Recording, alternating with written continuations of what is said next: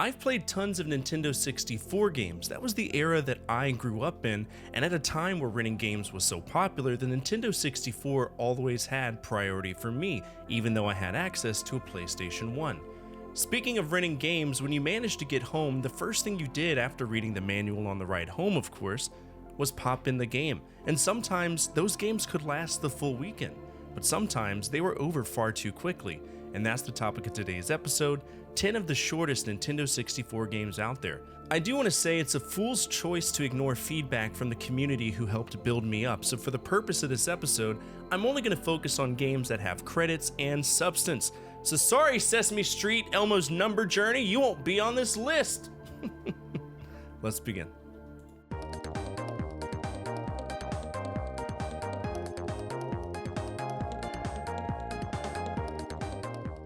So this is interesting. For the first time on the channel, I'll be mixing up games that are unique to only one particular region. The way I've been doing it is if the console shares the same name, like the NES being the NES in the American and European regions, I tend to loop the games together. Obviously, I leave out the Famicom.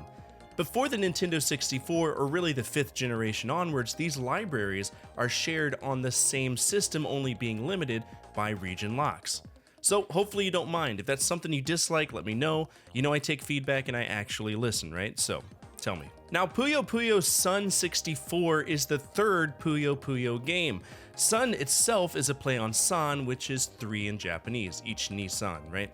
Much like all previous PUO Puyo titles, it's a derivative of Tetris with extra steps. Puyos fall from the top of the screen, we can move them, we can flip them, and we can make big old globs of Puyo! But our opponent, they can clear their Puyo and send it our way to make our field a little bit more difficult, also known as the garbage. It's a fun game, but it's very short. The easy mode only has 6 stages, which you can beat in roughly 35 minutes. But as you progress through the difficulty ranks, you'll get more stages, with the hard mode having 12. It's a good game, I can't complain, and PUO Puyo still remains strong, with the most recent game being PUO Puyo Puzzle Drop in 2024.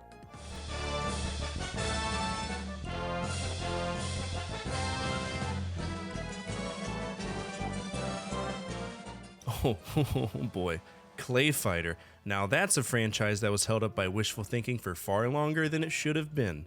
This series goes back to the Super Nintendo with Clay Fighter and Clay Fighter 2 Judgment Clay, and it's about as fun as Balls 3D. In fact, the only thing that makes it stand out is the animation style. It was done with claymation. But once you say, oh nice, you realize that the game's fucking horrible.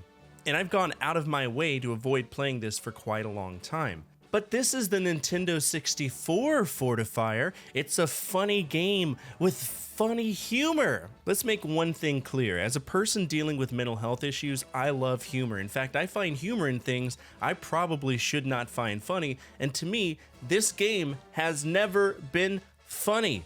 In fact, it's forced humor, like Earthworm Jim, and guess what? That asshole's in this game too. And if you want to put a cherry on top, this same game has a Blockbuster exclusive enhanced edition known as Sculptor's Cut, and it's one of the rarest Nintendo 64 games out there, which blows my mind. As a fighting game, it exists to make fun of other games and other pop culture references. It's always been that way, but again, the novelty of it wears off literally 5 seconds into it when you realize you have a subpar fighting game on a console that never really pulled off fighting games well. It's 30 minutes plus of stupidity.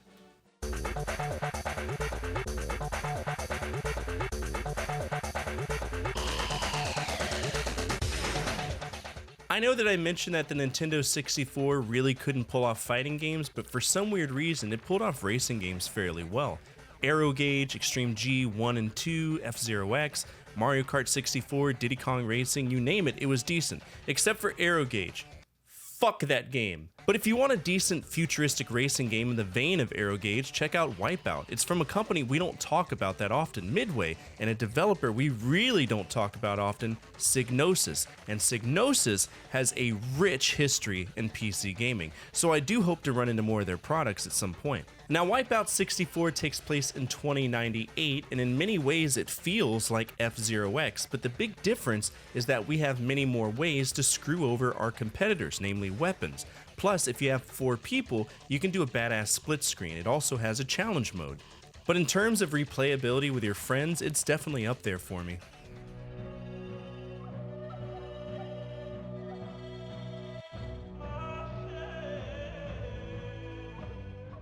This is now the third time I'm going to say that the Nintendo 64 couldn't handle fighting games.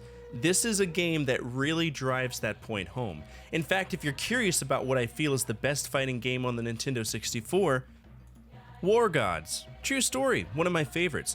Eons better than Mace the Dark Ages. I'd rather shit lava than play Mace. But Zena, it's a show with the absolute 20 out of 10 that is Lucy Lawless, following the exploits of a warrior princess. It was a badass show. We even had a spin-off with Kevin Sorbos playing Hercules before he totally went off the fucking rails. But as a fighting game, it plays exactly how you would expect it to. It looks good, almost on par with Mortal Kombat 4, but that's the only thing in the game that can be praised. Everything about this game is awkward and gross, and for a fighting game-starved console like the Nintendo 64, this was not exactly what people wanted. If you do manage to sit down and deal with it, you can beat it in about 30 minutes.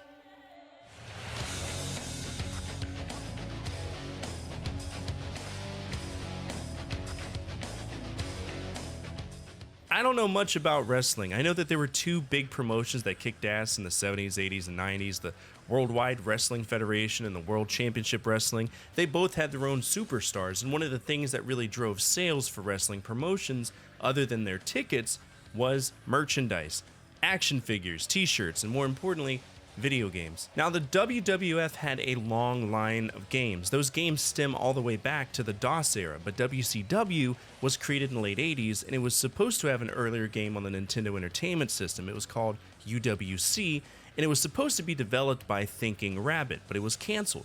Instead, Nihon Busan stepped up and released WCW Wrestling, featuring the Road Warriors on the front. I actually think my dad owned it, and from that point on, there were 9 more games, with the 9th game being Backstage Assault, the final WCW game before WWF bought them out. As the name implies, most of the game takes place in backstage environments, all of which are under hardcore rules, meaning that if you want to beat the dog shit out of someone with a 2x4, you can. It's part of hardcore wrestling. The main challenge of it is the hardcore challenge. Pick one person, beat the shit out of that one person, and move on to the next room. If you beat that, you've effectively beat the game in 30 minutes. I personally prefer the PS1 version, but no matter what you played on, the game still sucks.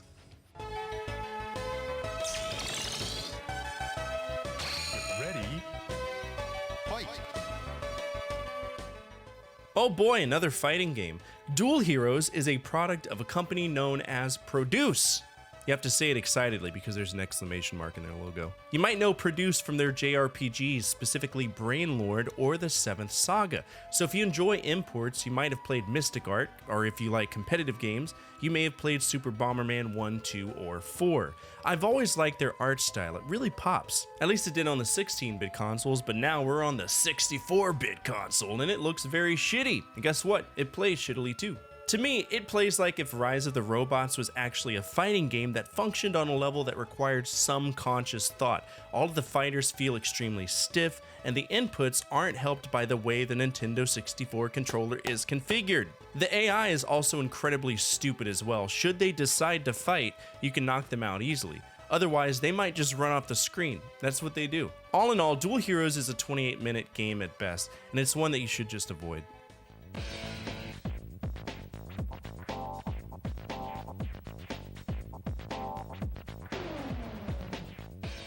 MRC was created by a company called Genki. I really don't get a chance to talk about them because they really didn't do much of anything. And if they did do something, it was so far in left field that it would make Don Quixote see the windmill for what it was. A weird fucking company that has a logo that looks like they gave a 2-year-old a pencil, and then proceeded to make quality games like Brahma Force, The Assault on Belt Logger 9. Yeah, that's a game. MRC, though, is just a very generic racing game, more generic than I would like. It only has 3 tracks, Seaside, Mountain, and Downtown. They get remixed and mirrored depending on how far you go in the game. The true story mode is Championship mode, and it involves you racing 9 other competitors, and you have to finish first to move on. It's stupid basic, and 26 minutes later, you'll put it back on the shelf and pull off Mario Kart.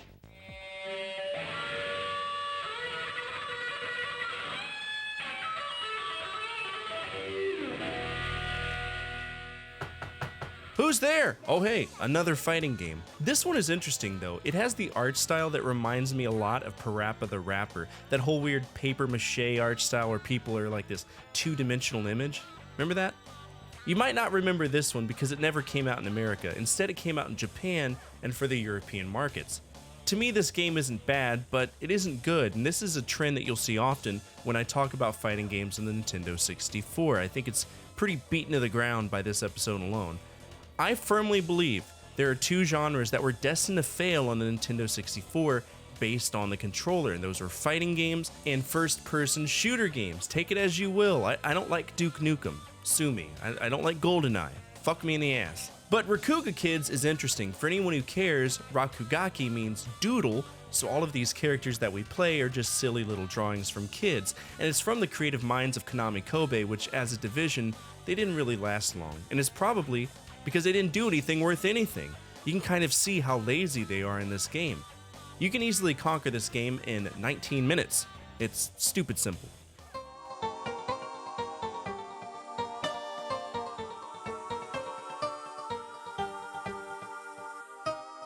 Finally, a decent game.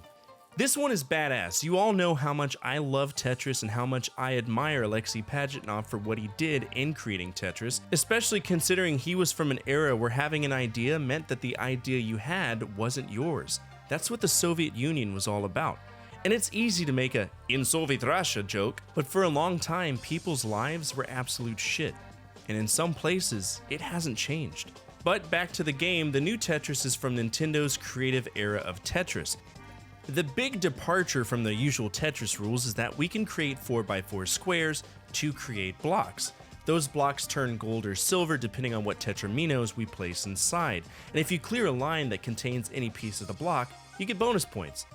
Tetris is fun, I've always loved it, and the difficulty of the game stems from what you are capable of doing.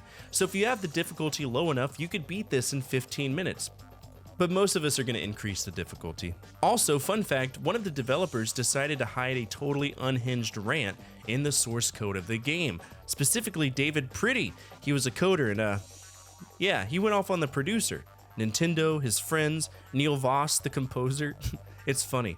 By the way, I am considering launching a video series talking about cut material and hidden things inside of video games that you might not have known existed.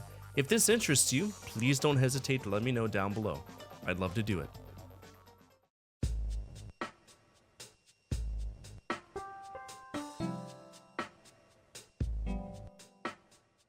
Chess is another thing that boils down to what you would consider a win condition. Some of you might know Virtua Chess. It was a MS-DOS game that competed with other popular games at the time like Kasparov's Gambit or Chessmaster 4000, and the sequel was universally panned as being horseshit. But this is the Nintendo 64. So how did it fare? Probably as well as you would think.